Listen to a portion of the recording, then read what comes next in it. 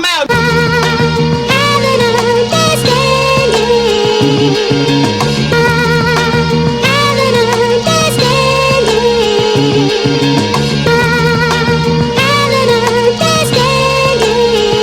The key of G. I'll just let you go. I was born a tambourine and hand clap. Foot stomp on old wooden church floors. I learned to love a sound that came straight from James Brown, but not the godfather of soul. I'm talking about James Brown, my father, whose soul is earth, wind, and fire, whose eyes are shining stars for me to see, earphones bigger than 6-month-old me, placed around these little ears so I could hear a slice of what my life could truly be. My grandma used to say, "Yo, daddy can play piano by ear," which meant his heart could hear what his fingers could interpret. See, his mother taught him to play in the key of G.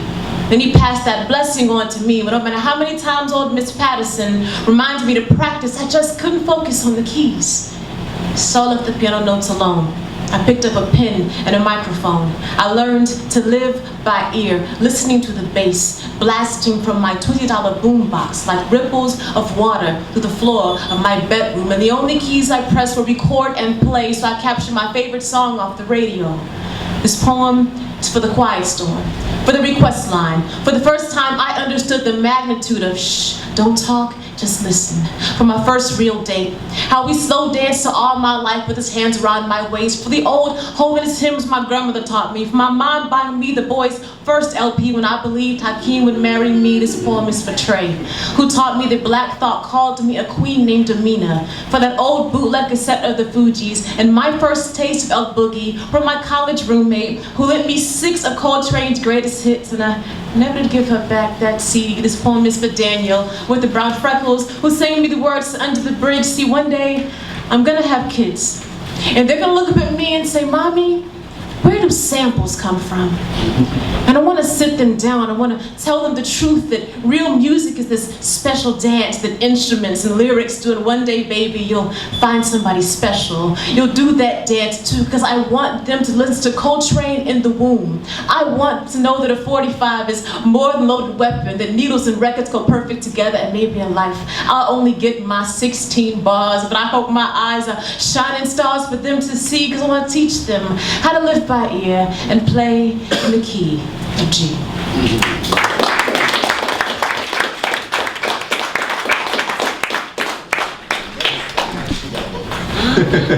So I'll say this, I've known Amena forever and a day. Word to Chris, like ever and a day. I will say, so it's kind of interesting, like, when you, when we were putting together this panel, I was talking with Quadralin about the panel. I wanted to make sure that a lot of different things were represented. I wanted to make sure that there was not simply a regional bias. I wanted to make sure we had, you know, South, East, Midwest, wanted to be the West Coast represented. Wanted actually to be, make sure that it wasn't gender heavy or just overwhelmingly patriarchal, because hip hop is already overwhelmingly patriarchal. I also wanted to make sure that we had, in addition to just hip hop and MCs, I wanted to make sure that poets like Abyss and like Amena were here. Someone in the spoken word context who might not write rigidly to a beat in that sense.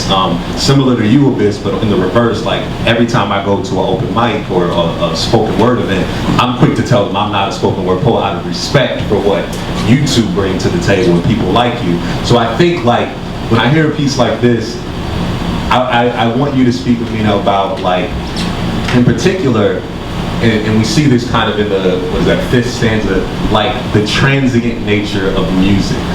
Well, rather, the permanent nature of music, but the transient nature of the people who present that music to you. Like, what really, is that what came first? Is that a part of this idea that started, like, this piece in particular? I think the idea started when you kind of look through your, I still have CDs in my car because my stereo is not technologically advanced enough to be hooking up phones and iPods to it. So sometimes you look through your CDs and you're like, where did I get this from? Then I'm like, oh, I got this CD from so-and-so that I met in college, and then I dated this one dude who loved that band, and like, I hate him now, but I love this music. I'm really glad that I still have this music, you know. And it kind of made me think all these different people come into your life and sometimes you never talk to them ever again. Right. But now you have this music that you love. There's some artists whose albums I'm buying all the time now from random moments like that. So I would say that was the first thing. And then secondly, just music informs a lot of how I write. The first lines of this piece really came from me thinking about I was born by the river in a little tent, you know, and I thought, well, what was I born by and how could I fill that line in? So I think just that kind of way that music has of being this really cool exchange between all of us. Your dad played. Your dad, James Brown. Yeah, his name really is James Brown, like for real. And I keep trying to tell people I'm the granddaughter of soul, but they don't buy it. They don't buy it? I don't know. Did you? Your dad's not named James Brown though. It's still Brown. Mr. Book. It's the same. But cool. So I guess when you're actually writing a piece like this and when you're constructing it, like you said, kind of that, I was born by the river, and that you wanted to see how you could fill that in. How does it start with you? Is it a first line type of thing, or could you even identify in this piece if there was one line that hit you first and you said, I've either got to get there or start from there? I think I had the first two lines, and I was like, that sounds really cool. Okay. And then I went weeks of not knowing what else to say. You just set it aside, like, it's cool. I have a lot of like 2 lines like that I'm like, that looks like that'll be dope in a few months. So I sat with that for a long time, and then kind of having to almost think through the story before I could write the piece. Like, well, where did music really start for me, and what did my grandma listen to, and my mom and my dad, and how all those things work together. And then when I got to the middle part of all I started thinking like, what were my first albums, and when did I first listen to hip hop, and my friend Trey coming up and saying, there's this band called The Roots, and I'm like, I was totally a church girl. I was like, if it wasn't Hezekiah Walker, like, I don't know. Right. So I'm like, who's The Roots? Who are these guys, you know? And he brings me like this cassette tape, you know, I'm at home like, they said my name in their rhyme, you know. And they're talking about you, obviously. Obviously like me, giving someone the silent treatment, which is rude. But anyway, yeah, so I think a lot of it comes like that. I do remember in this piece, I was working a corporate job, and I was forcing myself to go to a coffee place and write 2 nights a week. I would leave right from work and go there and write.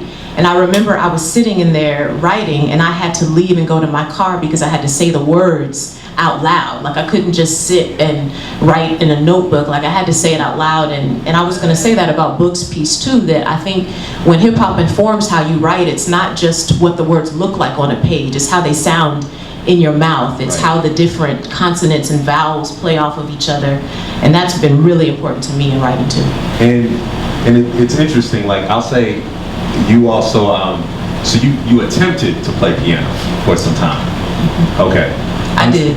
I started to play piano. I started to do a lot of things. This is the second thing I said here that I started doing, I didn't finish. But my dad played piano by ear. He was never formally taught. Okay. My grandma thought I was going to be a genius because he played, and so she bought me piano lessons when I was 8. Well, I figured out how to play by ear. So I went through the whole book. Okay. Terrible form, but I knew how to play, you know, the notes. And I just got disinterested, like, you're not challenging me, I'm finished with this. And kind of rap was similar in me trying that, kind of being a poet first, and then kind of trying, like, my friends would call me and be like, hop on this song with us, jump on this song. And I'd be like, okay, and they'd play the beat, or they'd give me a copy of the beat, and I'd go home and listen to the beat for like a minute, turn the beat off, and write. And then we get back on the phone, and I'm going way into the chorus, into the next person's verse, and they're like, you know, we gotta share, it's 8 of us. We don't have that many bars, you know.